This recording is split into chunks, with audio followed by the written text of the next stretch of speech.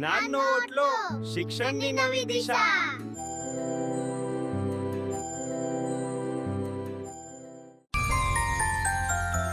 આપના જ્ઞાનની અહીં વાત છે, નવા શિક્ષણની શરૂઆત છે. જ્ઞાનનો ઓટલો નવી દિશા, જ્ઞાનનો ઓટલો નવી દિશા. સૌનું સ્વાગત છે અહીંયા, જ્ઞાનનો ઓટલો નવી દિશા.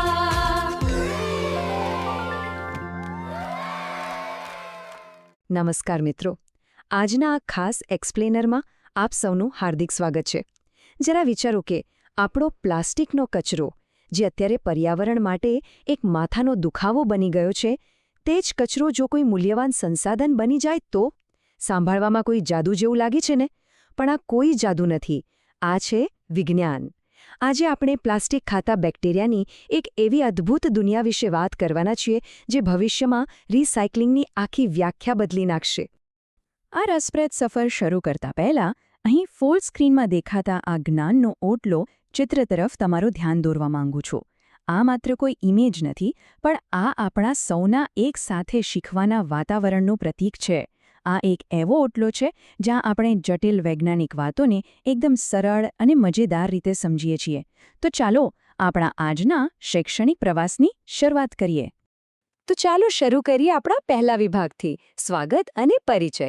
આખી ક્રાંતિની શરૂઆત ક્યાંથી થઈ તે જોઈએ. તમે ક્યારે વિચાર્યું છે કે કોઈ જીવ ખરેખર પ્લાસ્ટિક ખાઈ શકે? જી હા, વૈજ્ઞાનિકોએ ઇડિયોનેલા સાકાઇએન્સિસ નામના એવા અદ્ભુત બેક્ટેરિયા શોધી કાઢ્યા છે જે શાબ્દિક રીતે પ્લાસ્ટિકનું પ્રદૂષણ ખાય છે. આ બેક્ટેરિયા પોતાનામાંથી એવા ખાસ એન્ઝાઇમ્સ છોડે છે જે પ્લાસ્ટિકના અત્યંત જટિલ અણુઓને તોડીને સાદા કાર્બનમાં ફેરવી નાખે છે. અને મજાની વાત એ છે કે તેઓ આ કાર્બનનો પોતાના ખોરાક તરીકે ઉપયોગ કરે છે. કચરો સાફ કરવાની કુદરતની આ કેવી અનોખી રીત છે. હવે આગળ વધીએ વિભાગ 2 તરફ, પ્લાસ્ટિકનું પાચન અને તેની રાસાયણિક પ્રક્રિયા. ખાસ કરીને પીઈટી પ્લાસ્ટિક, કે જેમાંથી આપણી પાણીની બોટલો બને છે, તેનું ભંગાણ કેવી રીતે થાય છે તે સમજીએ. આ આખી પ્રક્રિયાને સમજવા માટે આપણે એક કાતરનું ઉદાહરણ લઈએ. જાણે કે કોઈ મોલિક્યુલર સિઝર્સ એટલે કે આણ્વીય કાતર કામ કરી રહી હોય. પહેલા સ્ટેપમાં પીઈટીએસ નામનો એન્ઝાઇમ આ કાતરની જેમ કામ કરીને પ્લાસ્ટિકની લાંબી સાંકળને એમએચઈટી નામના નાના ટુકડાઓમાં કાપે છે. ત્યારબાદ તરત જ બીજો એન્ઝાઇમ એમએચઈટીએઝ મેદાનમાં આવે છે અને તે આ નાના ટુકડાઓને 2 મૂળભૂત ઘટકોમાં વિભાજિત કરી દે છે, ઇથિલિન ગ્લાયકોલ અને ટેરેફથેલિક એસિડ. એકદમ પરફેક્ટ ટીમવર્ક, ખરું ને? હવે આ પ્રક્રિયાની સૌથી અગત્યની વાત એ છે કે આ જે અંતિમ ઘટકો બને છે ને, તે પર્યાવરણ માટે બિલકુલ હાનિકારક નથી. પર્યાવરણને નુકસાન પહોંચાડવાના બદલે બેક્ટેરિયા પોતે જીવંત રહેવા અને ઊર્જા મેળવવા માટે તેનો ખોરાક તરીકે ઉપયોગ કરી લે છે. એટલે કે જે પ્લાસ્ટિક વર્ષો સુધી નષ્ટ નહોતું થતું, તે આ જૈવિક પ્રક્રિયા દ્વારા એકદમ કુદરતી રીતે ઓગળી જાય છે. આપણો ત્રીજો વિભાગ છે એન્જિનિયરિંગ અને સુપર એન્ઝાઇમ્સ. અત્યાર સુધી આપણે કુદરતની વાત કરી, હવે જોઈએ કે માનવ એન્જિનિયરિંગે આમાં શો કમાલ કરી છે. કુદરતમાં તો પ્લાસ્ટિકને ઓગળતા વર્ષો લાગી જાય છે અને તેને કામ કરવા માટે ચોક્કસ વાતાવરણ જોઈએ. પણ વૈજ્ઞાનિકોએ લેબમાં જે સિન્થેટિક એન્ઝાઇમ્સ બનાવ્યા છે, તે ગણતરીના દિવસોમાં જ બોટલને સંપૂર્ણ ઓગાળી દે છે. અને હા, અમુક નવા સૂક્ષ્મજીવો તો રૂમ ટેમ્પરેચર પર પણ મસ્ત કામ કરે છે, જેથી મોટા પાયે ઊર્જાની બચત પણ થાય છે. આ એક બહુ મોટી સિદ્ધિ છે. અને આ પ્રક્રિયા કેટલી ઝડપી બની છે એનો અંદાજ છે તમને? પૂરા 6 ગણી ઝડપી.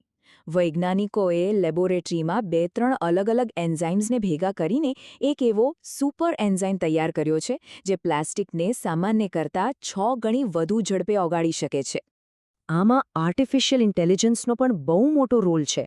વૈજ્ઞાનિકો AlphaFold જેવી AI ટેકનોલોજી વાપરીને આ એન્ઝાઇમ્સની ડિઝાઇનમાં જ ફેરફાર કરી રહ્યા છે. હવે આ એન્ઝાઇમ્સ 70 ડિગ્રી સેલ્સિયસ જેટલું ઊંચું તાપમાન સહન કરી શકે છે. તમને થશે કે તાપમાનનું શું કામ? તો જુઓ, ઊંચા તાપમાને પ્લાસ્ટિક નરમ પડે છે અને તેને તોડવું વધુ સરળ બની જાય છે. અને હવે માત્ર પાણીની બોટલ જ નહીં, પણ નાયલોન જેવા સખત પ્લાસ્ટિકને તોડવા પર પણ પૂરજોશમાં કામ ચાલી રહ્યું છે. ચાલો હવે જોઈએ વિભાગ 4, પર્યાવરણ અને સર્ક્યુલર ઇકોનોમી. આખી દુનિયા માટે આ શોધ આટલી મહત્વની કેમ છે તે સમજીએ. આ ટેબલ પર જરા નજર નાખો.